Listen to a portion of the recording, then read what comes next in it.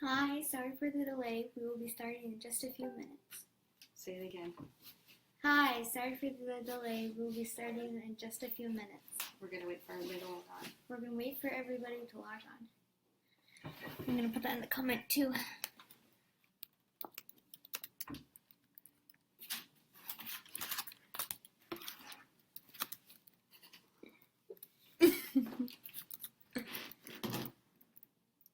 There's already 8 people live.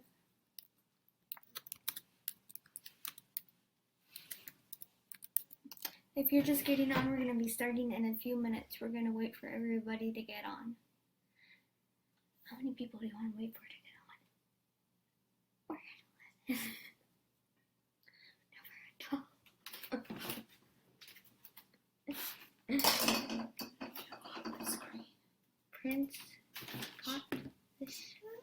Prince Scott Fitzgerald, thank you for liking.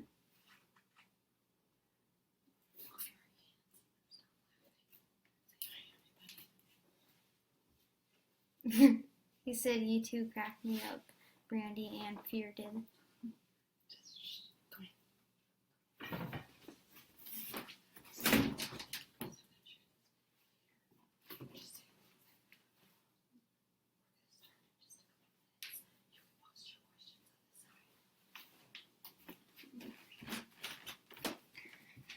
Hi, if you're just joining, we're going to be starting in just a few moments. You can post your comments on your questions on the side. Hey, Tybree. Mom, Tybree's on. Stop doing that. Go ahead and do your introduction.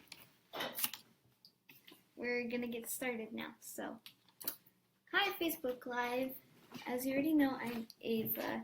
Right here, right now, you get to have some tips on how to spend under $2,000 for your Disney dream vacation. I'm excited to give you some tricks. I mean, if we can do it, so can you. Here's my mom. Oh, Ava, she's hysterical. Hi, guys. I just don't have anything scripted like she did, but I want to kind of share with you what we did to make our Disney vacation possible, because I know a lot of you are in similar positions that maybe you don't have a lot of extra money, or you think Disney's not affordable, because that's what I thought.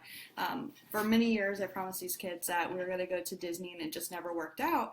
I thought $4,000 or $5,000 was necessary to have that sort of vacation, because that's what I'd read and that's what I had researched.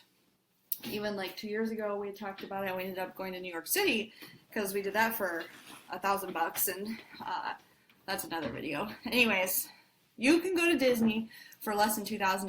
I actually spent less than $1,500 out of pocket. So how we did that, it's a little complex, but bear with me. I'm gonna give you the kind of the highlights in this video. We will do separate videos on like breaking down how to navigate the parks, what you need to pack, that sort of thing. Tonight's just going to be focusing on the financial aspect of it, and really on the expenditures.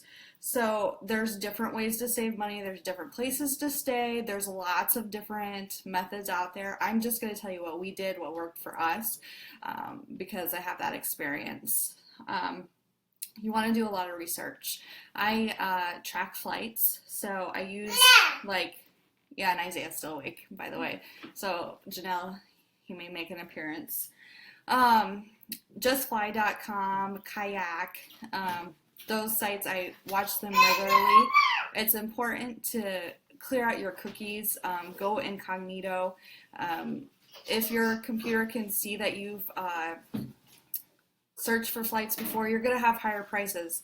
And for a lot of us, depending on your location, the travel is going to be the expensive part. For me, what worked was I actually joined Frontier's, let me see what it's called, Discount Den membership. It was $50, and under that membership I was able to get tickets for $49 per person, round trip directly. Ava, would you mind, honey, hold on just a second.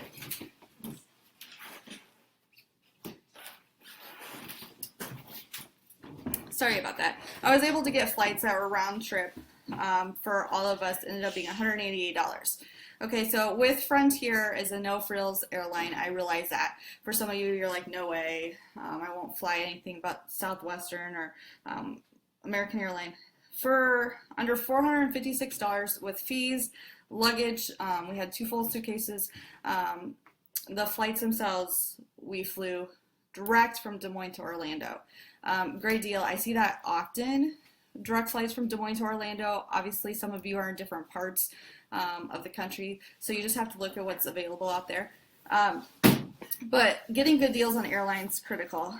Another thing I wanted to tell you guys, and this takes a little bit more on the planning approach, and I'm going to share the link with you below, but I got Capital One Travel Venture Miles. Not advocating for credit cards unless you're responsible, but Capital One Venture does not have an annual fee, but you earn travel miles. So my flight was completely paid for. It was free.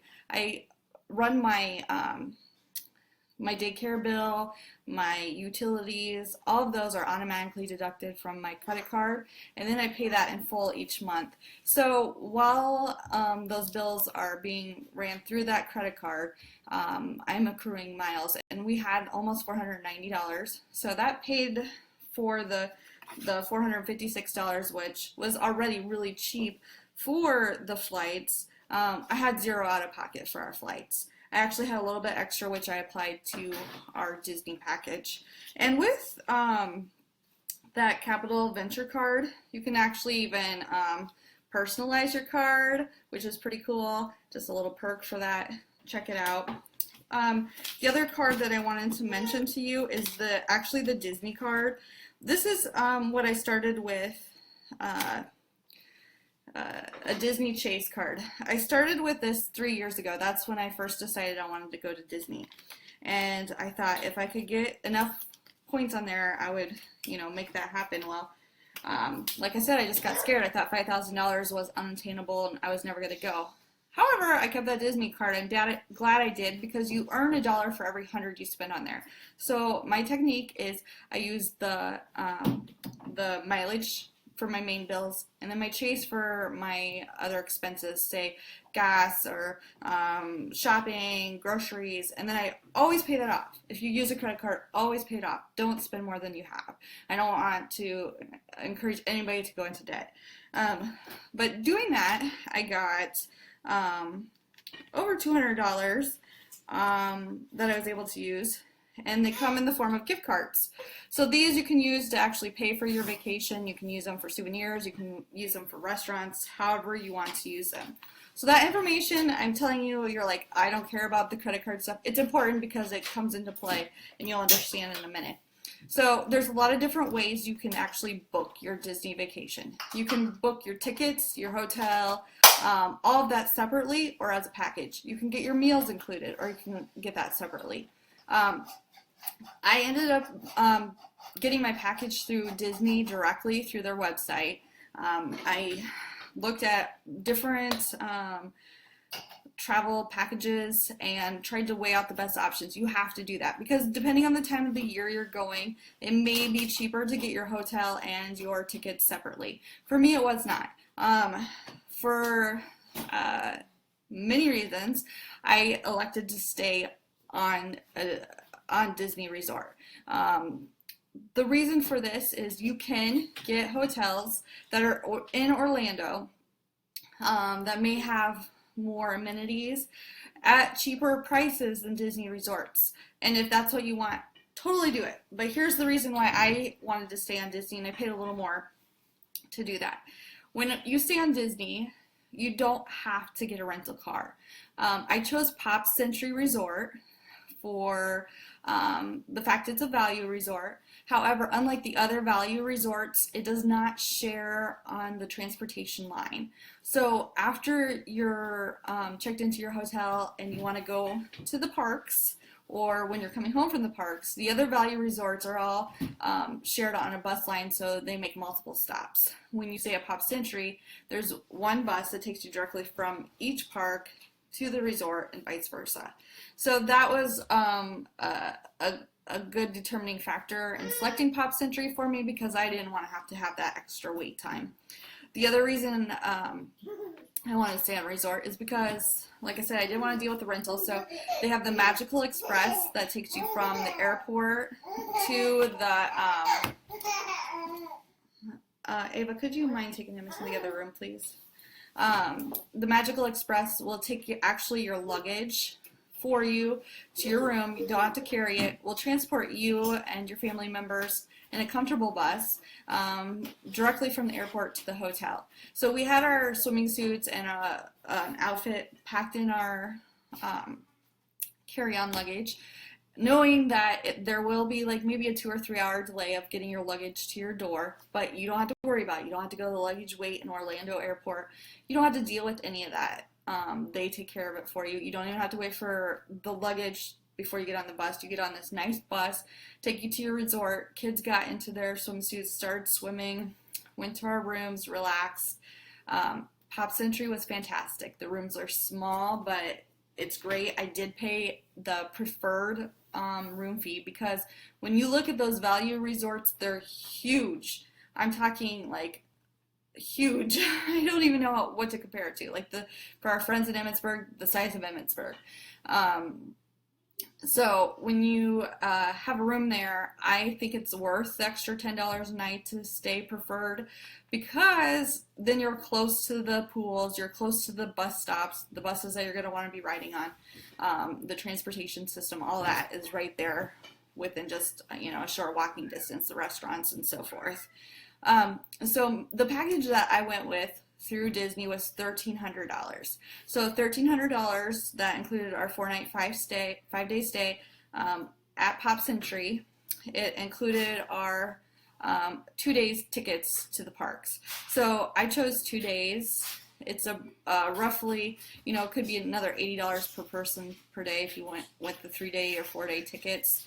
The prices do go down.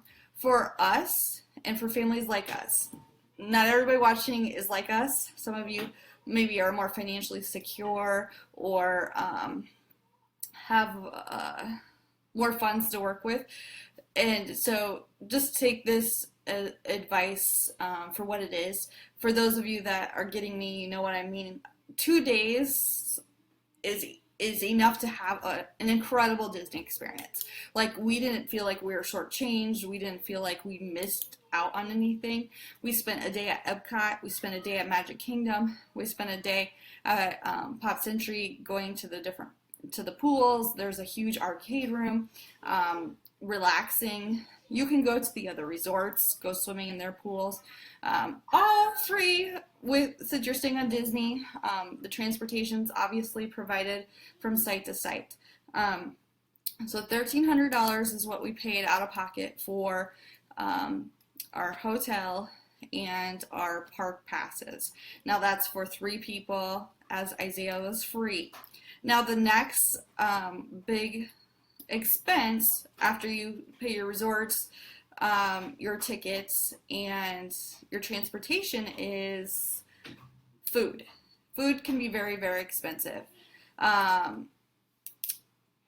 The meal plans weren't beneficial to me, but if you have younger kids, especially if they're 9 and under, I would look at the meal plans, because I think it's like $30 a day. I think that if you shared those meals, it would be cheaper to do the meal plans if you're wanting to eat on site. I told the kids Monday when we went, we were going to eat good because it was my birthday. And so we went to 2 very nice table service restaurants. You'll find there's table service, quick service, and then there's little like just stations that you can stop at and grab something. The table service usually costs more. It's like your typical sit-down restaurant. So we did eat at 2 of those table service restaurants. The advice I have to say for meals is share. My children are not, I guess, they have a good understanding of what we can afford and what we can't, basically. So they aren't kids that are like, oh, I want this, I want this, I want this. So again, this is my experience. I'm just explaining to you what worked for us, adapted to what will work for you. We were able to go in there and pick out some appetizers or one entree and share that and be more than filled. At the canteen, we had, it's based on the Jungle Cruise, a ride there. We shared 3 appetizers and we were very full, had great food. So sharing food is one way. The other way is bring your own. If you're like me, you probably don't want to use your suitcase space to pack a lot of food. But Disney allows you to bring anything you want into the park as far as food and drink. They don't limit you. So what I did was I used Amazon.com. My Prime account allowed me 2-hour delivery. So if you plan ahead the day before, you can pick a 2-hour window knowing that it's going to take the 2 hours plus probably about another hour to 3, depending on timing and load, because Amazon will distribute your delivery to the central Disney Resort location, and then Disney Resort staff will deliver it to your room. But we ordered peanut butter and jelly, bread, water, soda, snack bars, granola bars, all that stuff, and it was delivered to our room. And then we packed sandwiches, we packed snacks, we packed water. I mean, water is $4 a bottle at the park. Our $3 flat of 20 bottles of water, alone would have cost us over $100 if we bought it at the park, water bottles. So don't buy the drinks. Don't buy the water bottles at the park. They're very expensive. If you do get to a point where you're there and you're not able to bring your water with you, or you didn't plan that, you can get glasses of water at any of the quick service restaurants for free. So if you're passing by a restaurant and it's quick service, not the little kiosk, not the table service, but the quick service, you can ask them for a glass of tap water, and that is free. Now, again, this is just another sidebar, but when you go to those table service restaurants, they have water on the menu and they're charging you $4 a glass. So you have to specify you want tap water and not this $4 a glass water. Okay, so that saved us a lot of money. Now, the other option that you're presented with is the memory maker, the PhotoPass. I told my kids, we went for my birthday, so I said the one thing I want is pictures. If you know me at all, I love pictures. So for like $59 a day, you can get the memory maker PhotoPass, or if you're there, say 3 or 4 days, you can buy the memory maker in advance for $149. What that is you will have photographers spread out everywhere that you just go up and there's never hardly a line unless there's a character there. Then there might be a short line, but they move very fast. And you can look on my page for the memory maker pictures. It's just a great opportunity to take those pictures as a family. This is money that some of you may not need to spend. For me, it was very important. Then you can download them and print them at your own expense. You don't have to buy them there or anything like that. So I did spend money on that outside my $1,300, and then I allocated a small amount of money for souvenirs. One way that we did save some money on souvenirs and things like that, I had bought some things ahead of time. So when you're at like Target, the Dollar line, or the Dollar General store, or the Dollar Tree more so, you can buy some things that the kids will use at Disney. Like when you're there at night, everybody's got glow sticks. Pack your glow sticks. I took ponchos because if it's raining, I don't want to spend $15 per person on a poncho. You can get them for $1. Pack those things with you. Take your Band-Aids. Take anything that you may want or need that will cost you an arm and a leg. Take that with you so you don't have to buy it, or utilize Amazon Prime.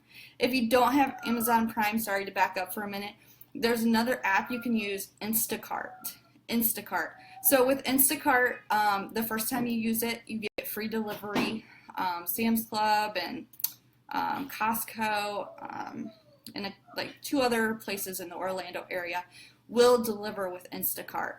That's the same process, takes about 2 hours plus the time for Disney staff to get it to your room. Those things definitely utilize because they will save you money. Back to the kids and their souvenirs, I told them they could have this much money, $25 is what I told each of them, that they could spend. We used our Disney gift cards for that. Again, I am very disciplined in our spending, and my children know that, so it wasn't a problem for us. If you have kids that are going to want to spend more, just plan accordingly, I guess, for that, or prepare them, because there's stuff for sale everywhere. What we did was we decided that they could pick something out at the resort gift store on the first day when we had some time to look, find what they really wanted, and then when we went to the parks, they kind of had an idea of what they were looking for, so that everything that we saw, it wasn't like, oh, I want this, I want this, I want this. They identified what they wanted up front, and then when they saw it, they got it, because like I said, there's stuff everywhere. But glow sticks and sticker books, little activities, they can keep them busy while you're in line, because you will be waiting in line at some points. We took a journal that the older kids could write in their memories, their favorite highlights, draw pictures, those sorts of things. We had little hand games that they could take and play while they were waiting in line. Disney does an excellent job keeping you entertained while you're waiting in line. Let me see. Hillary, is there one shuttle that would drop you off at a store, or are there shuttles for parks only? What kind of store? The bus shuttle system runs to the different Disney parks. There's stores that are on site at Disney and at all the different parks. But as far as going to a different location, not necessarily. But you could always get a taxi. There's taxis that come through there frequently. There's probably other transportation means you could take. The reason that, like I said, though, that I wanted to stay at Disney is I didn't want to have to deal with the expense of renting a car. So I didn't have to worry about paying for parking, didn't have to pay for a rental, didn't have to worry about navigating traffic or figure out where I'm going, nothing. I mean, and it wasn't like it was a long wait. When I stayed at Pop Century, some of the complaints that I had read, people waiting at the other value resorts, was those that had the multiple stops. So I was very happy with our stay. I guess that's kind of the overview. Those credit cards, again, if you can earn some mileage miles, that can really save you. Watch the flight deals, make sure you're clearing your cookies, searching incognito, clearing out your browser each time. Track trips, be flexible. I was not even really planning on going to Disney this spring. On early February, I saw this round trip for $60 a person, and I messaged my friend Darcy, and I'm like, oh my gosh, this is this price. I think I'm gonna go to Orlando. I don't know, what do you think? And she's like, Barbie, you should do it. And I was like, I don't know, and I just did it. And I did a lot of reading. Join, there's Facebook groups out there. My coworker Sonia told me about this one that was very resourceful. Smart Moms Plan Disney, something like that. I guess I don't have it written down here, but I'll put it in the comments. Smart Moms Plan Disney or something to that sort. Check out that Facebook group. There's a lady on there. Her name's LJ. She goes to Disney all the time. She has great advice. There's a lot of information on the Walt Disney website itself that was very helpful. And then I'll talk about this more in a different video. I want to do a separate video on like planning the actual the parks and how to navigate them, and then one on how to pack and reveal a surprise if that's something you're interested in doing. But one thing that I also did include in your budget that, like I said, I'll talk about more later, but I wanted to bring it up briefly, is touringplans.com. Check out that site. Pay the $15 annual fee. It's worth it. This was my best friend, as a person that had no idea what Disney was like or what to expect, having never been there before. Touring Plans saved the day. So basically what it does is they have figured out they take the statistics and the data for you and tell you what order to do the rides to have the shortest wait time. And it was fantastic. I mean, people wait in line for 2 hours. We had, I think, of the 2 days we were there, we had very little wait time. There was one ride that we hadn't scheduled that we went at the end of the day, that we had quite a long wait. But if you use touringplans.com, $15, you can customize your plans. They'll utilize your fast passes. You can put them in. You can put in the order or your ride preference, all that stuff. We'll talk about that at another time because it is information overload, and I just wanted to focus on, like I said, the expenses, where we spent the money, how we did it. But yes, it's definitely worth it. Listen, guys, this is possible. I am a single mom. I took 3 kids, a teenager, a tween, and a baby by myself, and we had the best time. And literally, I did not spend over $1,600 out of pocket. I saved for this, but $1,600, and we have vacation memories that will last a lifetime. So if you have any questions, please don't hesitate to ask. Hopefully this answers some of your questions on how we did it for that price. And I said $2,000 because we got our, I deducted our flights off of there, but even with the flight prices, we would have been right at $2,000. I just utilized my miles. Hopefully you can do that too. Is there any questions? Does that kind of give you guys a good idea? Again, that was 5 days, 4 nights, Pops entry, booked through the Disney website. $1,300 was the price for our rooms and our park tickets. Park hopper, not necessary in my opinion. 2 days at the parks was exhausting. Great experience, great experience, but we were physically exhausted, and we did not see everything. We rode every major ride, thanks to touringplans.com, but there was still more to see. So the park hopper, like, to me, is just an expense that's not necessary, because you, unless you're really wanting to just say you've been to each of these parks, figure out which one's your favorite and spend all day there. I mean, we went the time it opened and stayed till it closed. Magic Kingdom, we were there till 11 o'clock at night. Epcot, we were there not quite as long, but close, going right when it opened. So park hopper is another way you can save some money. So let's see. I think the only other question really was Hillary. I think I kind of answered that. Ava? Yeah? Do you have anything to share? Disney's really magical, and if you can, you should try to go. If you have kids, they'll love it. Yeah.